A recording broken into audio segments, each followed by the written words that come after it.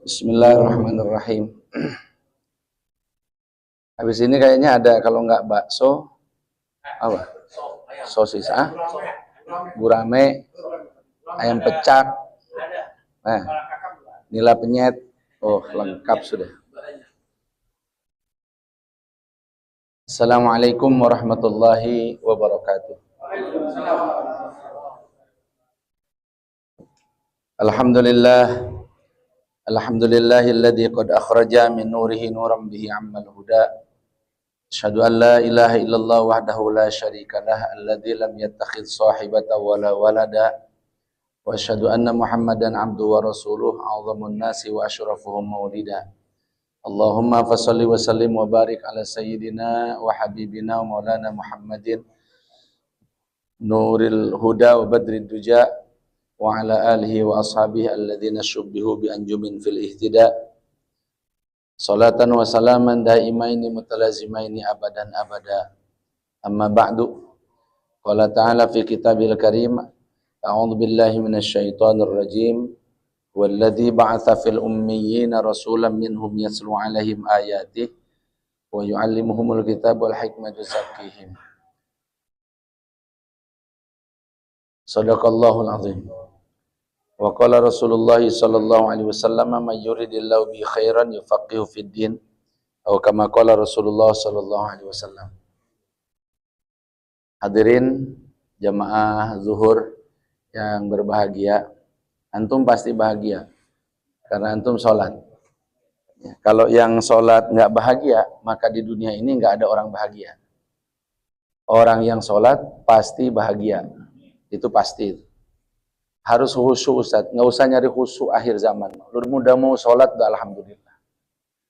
Ya, nggak usah mikirin khusyuknya udah. Yang penting sholat gitu dilakukan sebagaimana arahan baginda Nabi. Nggak usah mikir khusyuknya. Ntar tiap ada Ustaz ente nanyain khusyuk. Ustaz, yang namanya khusyuk itu gimana Ustaz? Kata Ustaznya nggak ingat apa-apa kalau khusyuk itu. Kata muridnya itu mah hilang ingatan Ustaz, bukan khusyuk. Jadi udahlah, nggak usah kita hidup di akhir zaman, nggak usah gaya-gayaan pakai sholat nyari khusyuk, zikir nyari eling, ya, nggak usah. Standar-standar aja kita udah sholat sesuai syarat rukun, udah alhamdulillah, pasti bahagia. Ya, cuma antum mendefinisikan kebahagiaannya, jangan ikut World Bank. Mendefinisikan kebahagiaannya itu jangan ikut parameter-parameter barat. Ya, definisikan kebahagiaan. Ya, sesederhana yang Allah Subhanahu wa taala ciptakan kebahagiaan itu buat kita. Kalau kata Imam Ibnu Athaillah As-Sakandari, liyaqilla ma tafrahu bihi yaqilla ma tahzanu alaihi. Semakin sedikit hal yang membuat kamu bahagia, semakin sedikit hal yang membuat kamu kecewa. Maka kalau ingin kita mendapatkan kebahagiaan yang paling minimal, minimalisir juga keinginan-keinginan. Itu. Kayak tadi saya memulai dengan bilang, tuh kira-kira kalau nggak bakso, ayam penyet. Kalau nggak ayam penyet, minimal tempe penyet. Kalau nggak tempe penyet, minimal tahu penyet. Itu sebetulnya sebagai sebuah perumpamaan aja. Karena kita kerap kali untuk makan aja kita susah. Yang membuat susah itu adalah keinginan kita. Gua pengen makan soto Betawi Bang Kumis. Ente terlalu banyak parameternya, terlalu banyak standarnya. Terlalu banyak syarat rukunnya kalau kata bahasa fikih itu. Sotonya kudu soto Betawi, soto Betawinya kudu Bang Kumis. Begitu ketemu soto bukan Betawi, ente kecewa. Ketemu soto Betawi tapi nggak kumisan, ente juga kecewa. Padahal kalau ente kasih standar yang sederhana aja, pokoknya gue mau pengen makan soto, ketemu soto udah bahagia. Mau soto Lamongan, mau soto Betawi, mau soto Sadang, mau soto apa, udah bahagia udah. Banyak diantaranya kan saya lihat 1-2 ini ada wajah-wajah jomblo sebetulnya. Itu karena standarnya terlalu tinggi. Standarnya terlalu tinggi. Harus perempuan yang juga berkarir, sehingga gua nggak repot nafkahin. Kata gua perempuan yang berkarir enak banget. Katanya gua juga suruh kerja, suruh ngandung anak juga, suruh ngelahirin juga, suruh cuti hamil juga. Enggak. Rupanya mereka punya standar yang berbeda. Kan sekarang ada peribahasa, perempuan lebih suka lelaki mapan apa lelaki tampan? Lelaki mapan, bukan lelaki tampan. Itu yang bikin perempuan itu kemudian juga banyak yang jomblo. Mohon maaf, saya tidak menduga di belakang hijab ini ada perempuannya. Tapi kalau ada ya alhamdulillah. Kalau tersinggung ya syukur. Artinya jemaah yang dimuliakan Allah, hidup ini yang bikin susah itu kita sendiri. Allah nggak bikin susah, itu udah komitmen Allah. Ma anzalna 'alaikal Qur'ana litashqa. Itu ayat kedua dari surat Toha. Jamaah yang dimuliakan Allah Subhanahu wa taala, ma anzalna 'alaikal Qur'ana litashqa. Aku tidak nurunin Quran buat bikin kamu susah. Artinya, pada dasarnya Quran itu diturunkan untuk memudahkan kita. Kenapa orang yang punya Quran hidupnya susah? Hidupnya nggak sesuai standar Quran, makanya jadi susah. Ente punya motor Vespa, tapi punya manual booknya itu RX King. Walau sampai kiamat, taqabbalallahu minna wa minkum. Nggak kelar-kelar. Kenapa? Karena salah buku. Jamaah yang dimuliakan Allah Subhanahu wa taala. Allah juga bilang, yuridullahu bikumul yusra. Allah itu menghendaki kemudahan bagi kalian. Kok hidup kita jadi sulit? Yang bikin sulit kita sendiri. Udah tahu gaji UMR, lu pakai ngeredit motor. Kira-kira aja. UMR mending kalau UMR Bekasi, UMR Jakarta, UMR Jogja. UMR Jogja ente ngambil kredit motor. Udah suaminya ngeredit motor, padahal dia jalan ke komplek industri tempat dia kerja itu, pakai ontel juga nyampe. Dan di Jogja itu pakai sepeda ontel itu sebuah kemuliaan, karena itu kendaraan sultan. Benar nggak? Kalau kemudian kita pakai sepeda kumbang, kalau kata Iwan Fals itu di Jakarta Utara, memang kita jadi kayak ojek sepeda. Kayak ojek sepeda. Tapi kalau Jawa Tengahan mah Pak, Rois Amnya NU, almarhum ke Mbah Sal Mahfud, itu kendaraannya kemana-mana ya pakai sepeda ontel itu, yang batang tengah panjang itu. Kayak begitu. Jadi itu kendaraan ulama, kendaraan Gusti Prabu kalau di Jawa Tengah. Udah tahu UMR Jawa Tengah, kemudian pakai kredit motor. Satu persoalan. Bininya nggak boleh lihat kulkas tetangga, pengen ganti. Dua persoalan. Yang ketiga, tontonannya kalau nggak India, drama Korea. Sehingga dia skincare-nya kudu buatan Daewoo. Daewoo apa? Masya Allah, tiga persoalan. Jadi hidup ini persoalannya kita kumpulin sendiri. Kita kumpulin sendiri. Pak, kita mah apa-apa jadi masalah.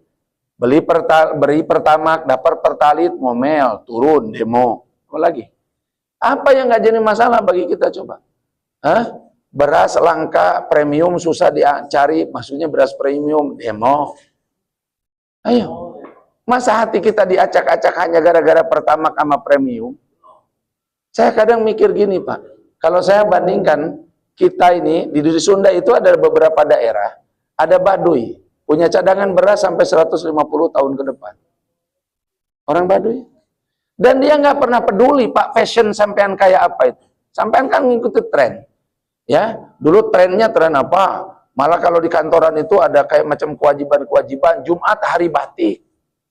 Siapa sih yang bikin peraturan gelok gitu? Kenapa harus batik Jumat itu? Saya mah Jumat pakaian putih aja nggak setuju. Ntar itu akan ada kecenderungan, gua nggak Jumatan, kenapa salah kostum gue? Habis orang-orang putih semua. Apalagi kalau ada ustadz-ustadz, biasanya itu ustadz yang dipanggil SCTV tuh. Tapi bukan di musola, dipanggilnya di studio. Apa itu? Diseragamin.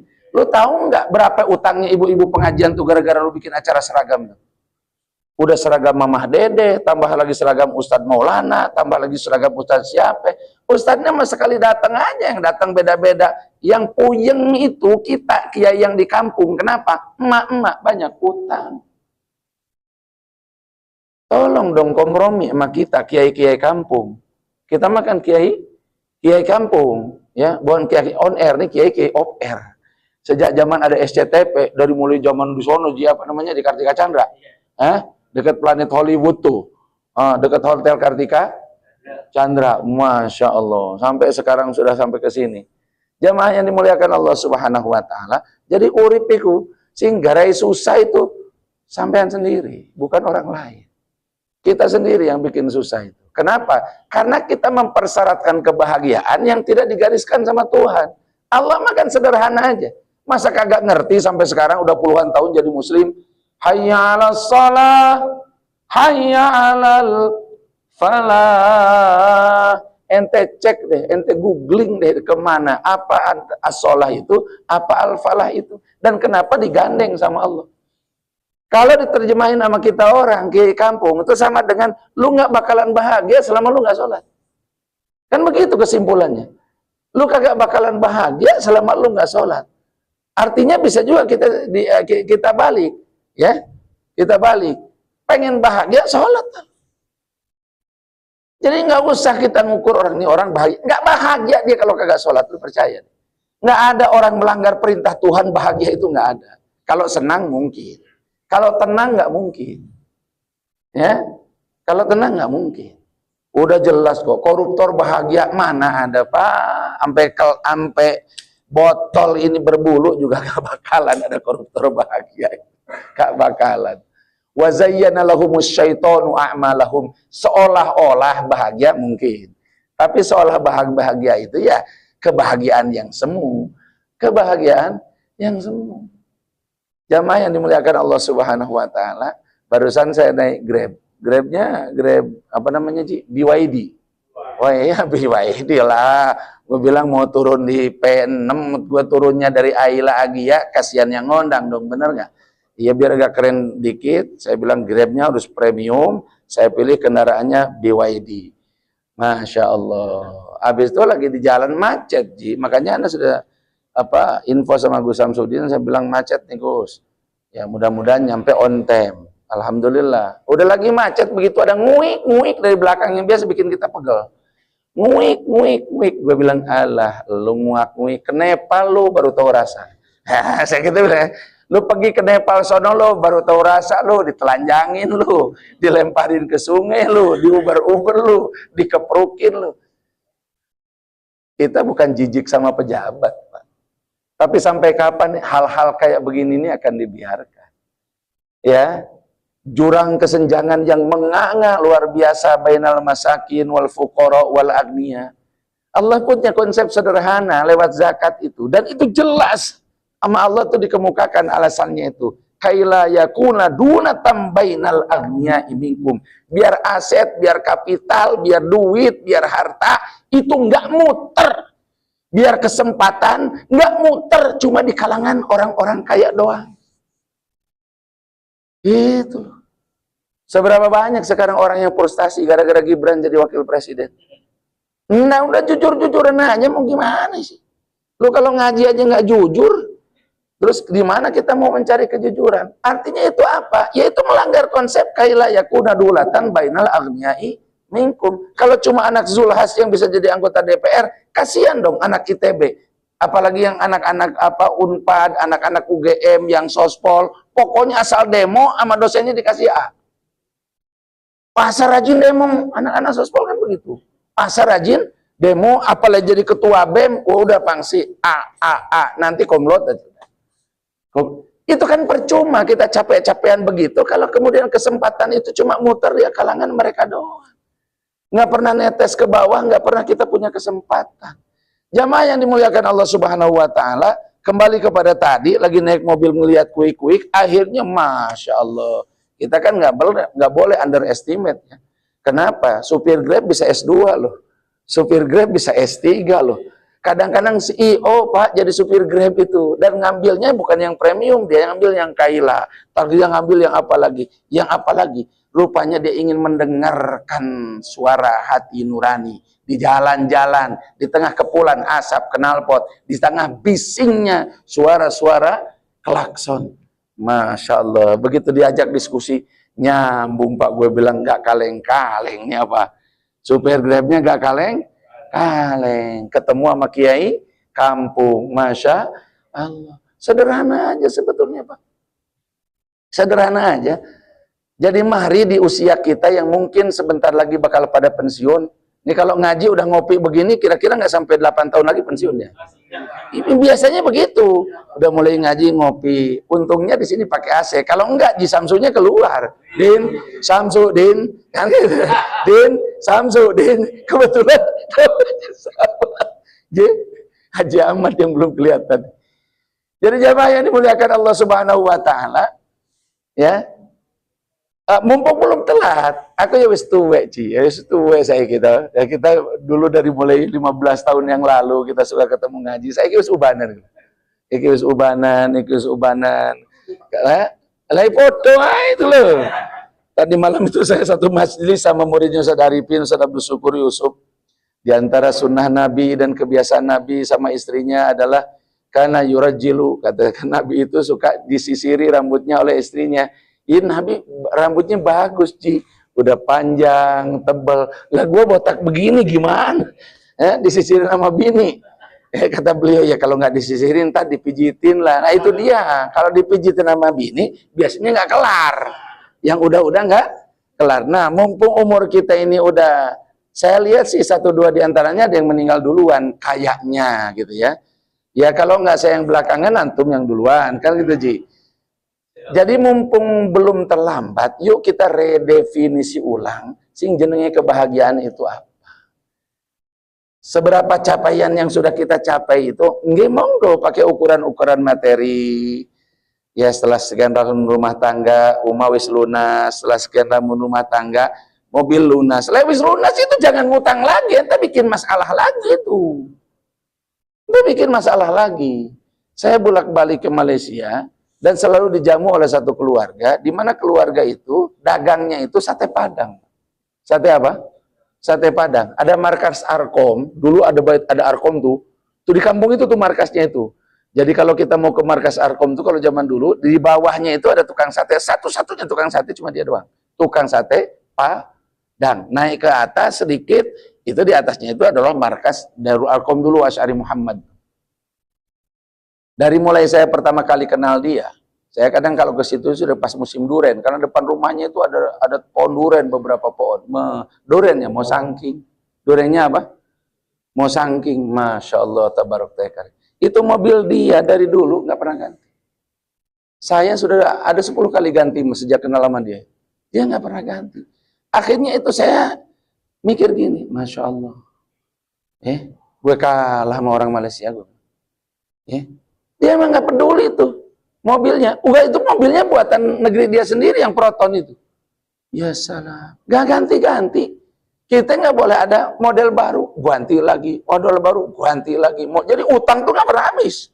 Sambung menyambung menjadi satu. Ujungnya, ya gak habis-habis.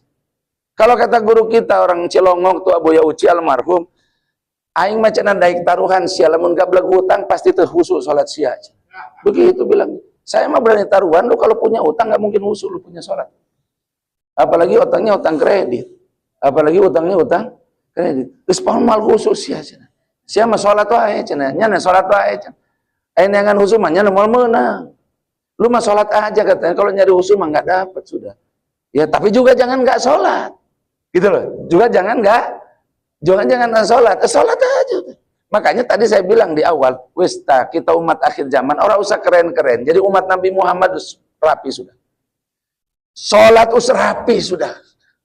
Rapi sudah. Nggak usah ekspektasi kita terlalu tinggi untuk begini, untuk begitu. Nggak usah. Ya, cita-cita yang sederhana aja. Ya, pengen diampuni oleh Allah, titik itu aja. Yang lain-lainnya, sing penting diseporo Gusti Allah. Yang penting dimaafkan sama Allah. Nggak usah aneh-aneh. Nggak usah aneh-aneh.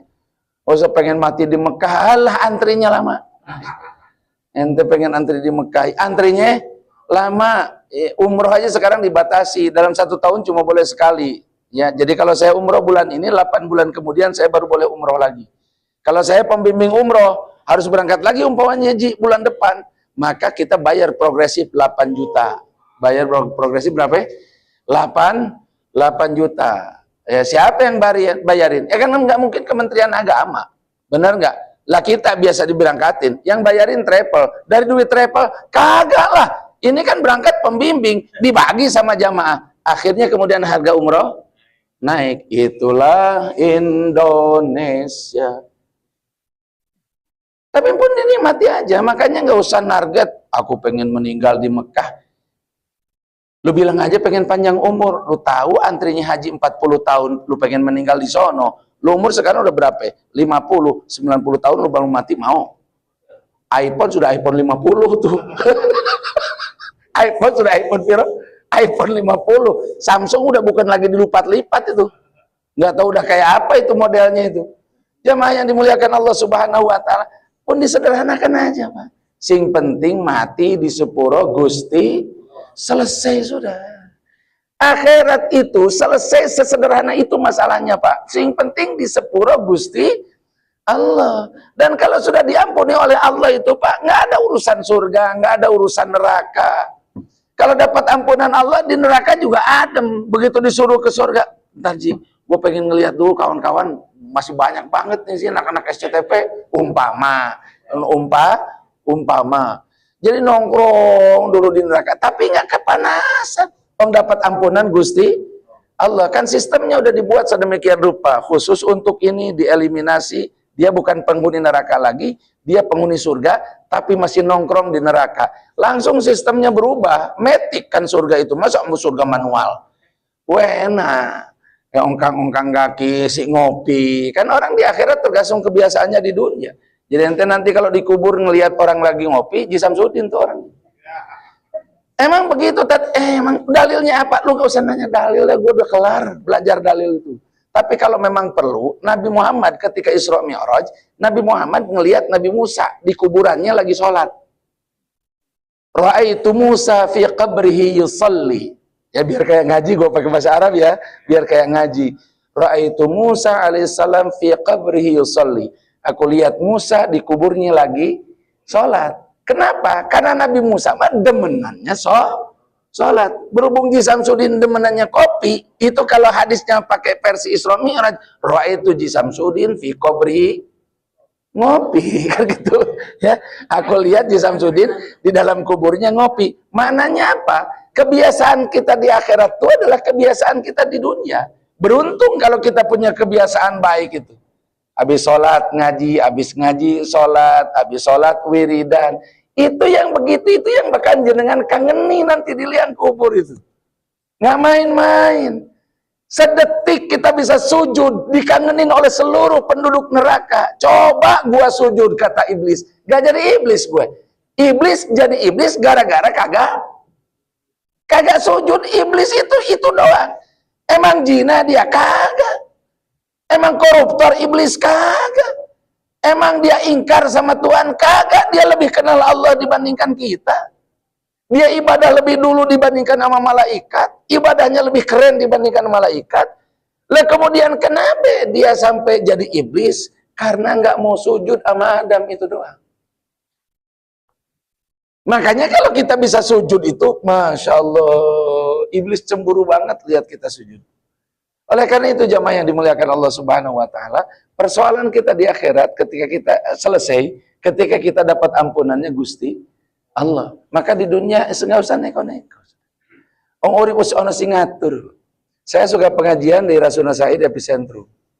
Ya, nah, malam ini saya nginap sampai besok karena ngajinya itu pada maghrib sama pada subuh. Jadi seminggu sekali itu rutin begitu. Singkat cerita, ya sebagai manusia kan kita punya hobi, punya kesukaan. Dan umumnya yang kita sukai belum kebeli. Umumnya yang kita sukai belum kebeli. Ji, ada Jaguar warnanya merah, kabriolet. Parkir di bawah, udah bulukan. Di situ tuh ada 100 unit mah dari 33.600 unit apartemen. Ada 100 mah mobil mewah yang nggak jelas lagi yang punya siapa. Dipanasin kagak pernah, geser aja kagak, bannya sampai kempes-kempes. Itu nggak tahu zaman 98 atau apa orang naruh lupa gitu ya. Atau kemudian gimana nggak tahu lah kelakuannya, pokoknya nggak tahu. Unit aja ada 200 mah yang nggak jelas pemiliknya, udah nggak ada lagi bayar iuran lingkungan apa segala macam, udah nggak ada. Jadi saya setiap lewat tuh saya ngelirik Jaguar merah kabriolet kan gitu loh. Ya, tapi saya cuma ngelirik doang. Peduli saya dengan mobil itu yang berbuka kagak. Gue bilang ada yang punya kok. Kalau ada yang punya, ada yang ngurus, bukan urusan gue. Ngapain gue pikirin? Benar nggak? Ya mak Ustaz bukannya suka, suka. Gitu loh. Bukannya demen, tapi kan mobil orang. Ada yang punya, ada yang ngurus. Emang gue pikirin. Bisa nggak sih hidup itu kita kayak begitu tuh? Gitu loh. Emang gue pikirin. Sekarang kita modelnya semua gue pikirin. Ada santri-santri saya suka nanya, waktu zamannya Pak Jokowi, wakilnya itu Pak Ma'ruf Amin. Kiai Ma'ruf itu kan profesor. Kalau udah ngomong perkara agama, ngomong ekonomi Islam, kita itu kadang sebagian omongan beliau nggak ngerti. Perlu buka kitab dulu baru kita ngerti. Artinya memang orang alim. Nggak kaleng-kaleng profesornya itu. Tapi pada masa itu Pak, karena persoalan politik, ada aja santri saya, jemaah pengajian, ya, yang nanya itu begini, kita punya wapres, apa sih kerjanya? Bayangkan coba. Ini gara-gara kecenderungan supaya overthinking ngurusin urusan orang. Apa sih kerjanya kita punya wapres Kiai? Ini yang ngomong Pak, pecatan Mas Pion. Artinya dia udah di PHK sama Mas Pion. Sempet-sempetnya dia nanya, apa katanya? Apa sih kerjanya Pak Wapres Pak Ma'ruf Amin? Gue bilang, John, lu nyadar nggak ngomong? Kenapa tadi? Lah, lu kan dipecat sama Mas Pion. Iya, memang saya pecatan Mas Pion. Lah, apa urusannya lu ngurusin apa kerjanya Pak Ma'ruf Amin? Lah, kerjanya Pak Ma'ruf Amin apaan? Wakil Presiden. Gaji ngocor nggak? Ngocor. Tunjangan kinerja ngocor. Fasilitas ngocor. Lah, lu dari Mas Pion udah macet, kemudian apa namanya pesangonnya kagak dibayar. Dia kayak baru dia kayak baru. Iya, ngapain lu ngurusin urusan orang? Sama dengan saya, betapa begonya saya kalau ngurusin Jaguar warna merah, 2 pintu, kabriolet, diparkir di apartemen Rasuna, udah beledus, apa namanya? Berdebu. Paham maksudnya? Paham arahnya? Kadang untuk menyederhanakan keinginan, sederhanakan juga pikiran. Nggak usah semua hal dipikirkan. Monolog. Nggak usah semua hal dipikirkan. Sekedar tahu aja. Kayak kita lewat di jalan lagi naik bis. Ada restoran dilewati, gitu. Ada mall dilewati, ada gunung dilewati, hamparan sawah dilewati. Ya masuk sekilas-sekilas saja ke pemikiran kita, ke dalam otak kita. Tapi nggak dimasukkan semua, nggak dipikirkan semua. Nepal begini, habis itu Inggris begitu, habis itu Prancis begini. Gak usah kakean sing dipikir. Orang cicilan mio, jatuh tempo besok sebelum ke sahur, kok Pak mikir jauh-jauh sampai ke sahur. Ya kalau pas lagi mikir masih panjang umur, pas lagi mikir mati, Bi. Ayo, pas lagi mikir mati. Maka nggak usah terlalu panjang sampai begini, begitu, nggak usah. Perpendek angan-angan kita. Kalau nanti sore aku mati, aku udah siap apa belum? Kalau besok aku mati, aku udah siap apa belum? Ji, ntar nggak usah diedit ya. Maksudnya apa? Kali-kali aku besok mati, nanti ente bilang kita viralkan. Kenapa? Masya Allah, Ustadz kemarin ngomongin mati, ternyata yang mati duluan Ji Samsudin. Masya, umpama lah Ji, umpama, melempar lagi. Ya Allah, yang penting di Seporo Gusti Allah. Jamaah yang dimuliakan Allah Subhanahu Wa Taala. Ini petunjuk Nabi, cuma saya nggak kutip-kutip hadisnya, tapi biar kayak ngaji, saya kasih hadisnya ya. Idza amsayta fala tantadiris sabah wa idza asbahta fala tantadiril masa. Kalau kamu di sore hari nggak usah nunggu pagi. Kalau kamu di pagi hari nggak usah nunggu sore. Kenapa? Karena kita tidak pernah tahu apakah akan sampai pagi, apakah akan sampai sore. Tapi kalau pas lagi akan kredit, kepikir nggak begitu itu? Hah? Makanya saya bilang, kalau bini bentar-bentar ngajak ke sensi, bentar-bentar ngajak ke sensi, lu jangan lupa simpangin ke karet bifak. Bawa dulu kemana?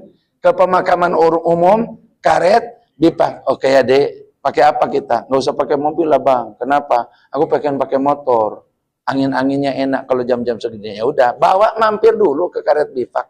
Nggak ada kerabat Ustadz di karet bifak. Muslimin, muslimat, mukminin, mukminat, ente bawa ke tengah dulu, kemudian siram dulu pakai Fatihah. Al-Fatihah. Di sono kan ada namanya tuh. Ada namanya. Ya, UJ ditulis namanya, di batu nisannya siapa-siapa ditulis. Habis itu kemudian kita bawa bini ke situ. Kita bilang, "Dek tuh, Masya Allah, ganteng, penceramah, duit banyak, istri cakep. Dia meninggal mah disambar sama sunu bininya tuh." Ya, disambar sama siapa? Sama sunu bininya, kan? Abang kenapa sih pakai mampir dulu kayak ada kerabat aja di sini? Maksudnya shock terapi, biar dia nggak kesurupan kalau ke sensi, lu baru gajian. Akhirnya dia mau ngutang mikir, bener nggak? Mau ngutang mikir, Pak, tos 58 orang. Ini saya memasuki umur yang nggak mungkin ngutang lagi. Menjelang memasuki 60 Ji. Artinya kalau sudah 56 kan tinggal 4 kali lebaran lagi gue 60. 4 kali lebaran lagi 60. Begitu ada akad KPR udah nggak bisa lagi. Mohon maaf Pak, Bapak sudah masuk kategori lansia tua. Gue Masya Allah. Padahal kahayang mah tegolotan kahayang. Mana ada keinginan ikut tua kan kagak. Bener nggak?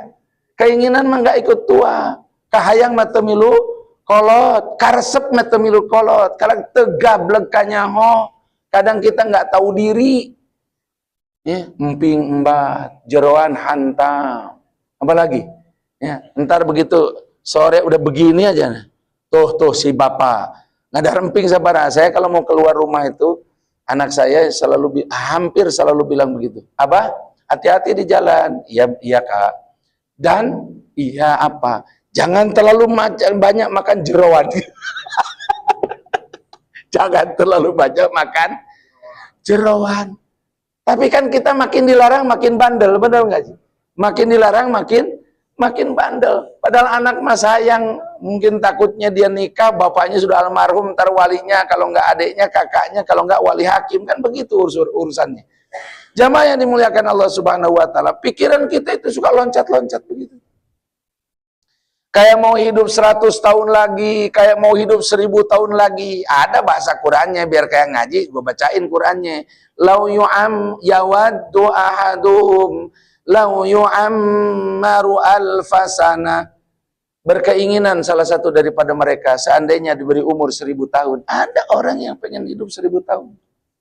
Ya, ada istilah Kaisar Tiongkok, Kaisar 1000 selir. Umur 1000 tahun. Saya emang nggak terlalu berharap Pak untuk bisa panjang umur begitu. Ya, dulu mah saya 15 tahun yang lalu ya, 10 tahun yang lalu lah terakhir sering kesini kan zaman 212. Ya Ji, zaman 212. Dulu mah saya masih nafsu gitu loh. Kalau ngelihat akhwat yang mencari imam, biasanya kan akhwat kalau pengajian suka curhat. Ya, habis itu kemudian kalau dulu minta pin BB, habis minta pin BB jam 11 dia menghubungi, dia ngadu tentang rumah tangganya, biasa itu begitu. Entar lama-lama kemudian di akhirnya cerai sama suaminya, habis cerai sama suaminya kemudian dia bilang, Ustadz, saya ini ingin punya suami, tapi yang bukan cuma sekedar suami, saya ingin punya imam. Gue bilang, gue imam masjid nih. Dulu mah pikiran begitu masih ada Ji, dulu masih ada, sekarang mah saya nggak seberapa tertarik tuh. Ya mungkin Ustadz Bahrul lah, dia kan agak selisih jauh sama saya gitu. Agak selisih jauh ya, apalagi hari-hari pakai sarung terus gitu kan, artinya ada kebebasan gitu kan. Jamaah yang dimuliakan Allah Subhanahu Wa Taala, artinya apa? Gue ngebayangin kalau umur gue tua, kemudian bini gue 4, gue bangun tidur pagi-pagi ada nenek-nenek satu di rumah, di kamar tidur nenek-nenek, gue ke tengah rumah ada nenek-nenek lagi nonton TV, gue ke dapur ada nenek-nenek lagi nonton TV, gue ke sumur ada nenek-nenek di sumur. Horor nggak itu Ji? Ada 4 nenek-nenek di rumah kita. Makanya nggak usah terlalu banyak pikiran, nggak usah terlalu berpikir, ya gua pengas. Dunia ini nggak bakalan ada puasnya. Nanti pengen apa aja nggak ada puasnya. Kenapa? Karena Allah ciptakan dunia dari awal. Allah sudah bilang, dijamin lu kagak puas dengan dunia ini. Gitu. Dijamin kagak puas. Maka berkuasa 10 tahun, pengen nambah. Yang berkuasa 5 tahun, pengen nambah. Yang berkuasa di kampung saya itu kepala desanya di demo kemarin habis-habisan. Di demo habis-habisan.